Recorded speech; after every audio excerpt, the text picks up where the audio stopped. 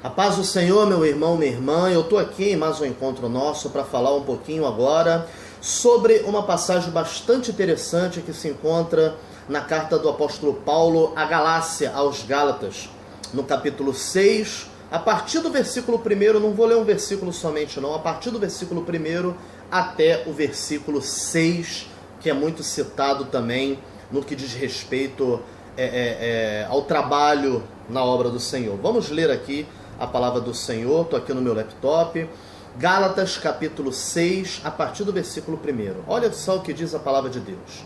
Irmãos, se algum homem chegar a ser surpreendido em alguma ofensa, vós que sois espirituais, encaminhai o tal como espírito de mansidão, olhando por ti mesmo, para que não sejas também tentado. Levai as cargas uns dos outros, e assim cumprireis a lei de Cristo. Porque se alguém cuida ser alguma coisa, não sendo nada, engana-se a si mesmo. Mas prove cada um a sua própria obra, e terá glória só em si mesmo e não noutro. Porque cada qual levará a sua própria carga. E o que é instruído na palavra, reparta de todos os seus bens com aquele que o instrui. Meus irmãos, esse último versículo, número 6, é bastante citado, né? Mas a gente precisa analisar como um todo. Deixa eu falar uma coisa para você, meu irmão, minha irmã. O apóstolo Paulo encontrou na Galácia, na igreja da Galácia, uma igreja que estava valorizando mais aqueles que vinham de fora, como falsos profetas, como pessoas que não estavam intencionadas em trazer a verdadeira palavra, a palavra genuína de Deus, mas que estava intencionada a conquistar a confiança daquelas pessoas. O apóstolo Paulo chega a citar no capítulo 4, a partir do versículo 12, também eu vou ler aqui, irmãos, rogo-vos que sejais como eu, porque eu sou como vós, nenhum mal me fizestes. E vós sabeis que primeiro vos anunciei o evangelho, estando em fraqueza da carne, e não rejeitaste.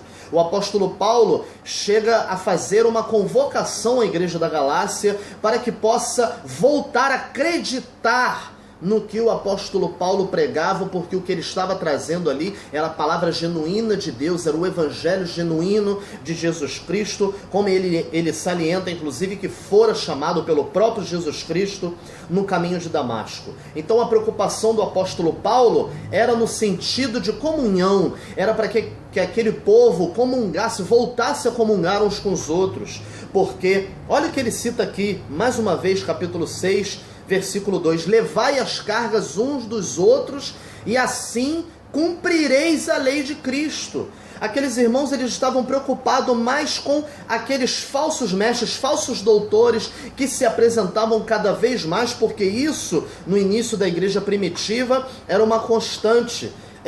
Inclusive, Paulo alerta a uma outra igreja, a igreja de Colosso, no capítulo 2, para que eles não se enganassem com palavras persuasivas, palavras de persuasão, palavras que trazem a confiança, que trazem o crédito, entre aspas, que aquela pessoa aparentava ter, mas palavras bonitas, palavras que despertavam o semblante, diferente, por exemplo, de palavras duras, palavras muitas das vezes ríspidas, palavras que doíam aos discípulos de Jesus, em João capítulo 6, a partir do versículo 60, em que os apóstolos chegaram, os discípulos, na verdade, chegaram ao ponto de dizer: Senhor Jesus, dura essa palavra, quem poderá crer?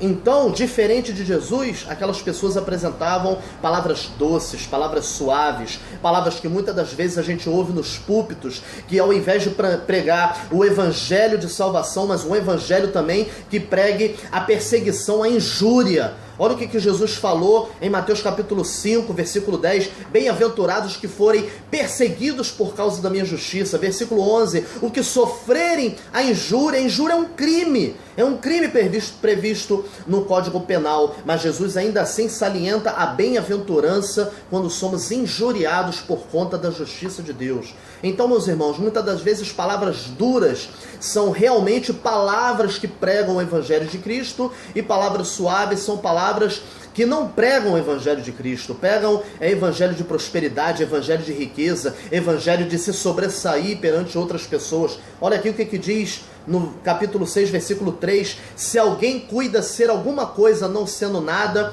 engana-se a si mesmo. Muito se coloca acerca de pregadores que cobram por mensagens, cobram para subir aos púlpitos, cobram para exercer aquilo que Deus ensinou, mas independente de cobrar ou não, a gente precisa estar atento a isso aqui, ó. Se alguém cuida ser alguma coisa não sendo nada, engana-se a si mesmo. Eu vou mudar um pouquinho aqui, não mudando o sentido da palavra, só mudando um pouquinho os vocábulos. Se alguém coloca um preço em si mesmo, não tendo preço algum, engana-se a si mesmo. Precisamos trazer o evangelho genuíno de forma com que as pessoas acreditem, no verbo acreditar, acreditem isso a Jesus, aquele que entregou a sua própria vida. Precisamos agir, meus irmãos, como Jesus nos chamou para aquele que quiser vir após mim, negue-se a si mesmo, renuncie-se a si mesmo, não ficar colocando preço, não ficar colocando valores, meus irmãos. Entrega o seu ministério na mão de Jesus Cristo, que Ele vai saciar a sua necessidade, não é a sua vontade de se intitular em forma de preço, em forma de cachê, em forma de orçamento, não. Renuncie-se a si mesmo e carregue a sua cruz, mas a sua cruz deve ser a mesma cruz de Cristo, porque Ele carregou a sua cruz sozinho para ser pendurado nela, para ser morto nela, mas ressuscitou ao terceiro dia para que eu, você, pregador, e nós todos tivéssemos vida e vida com abundância.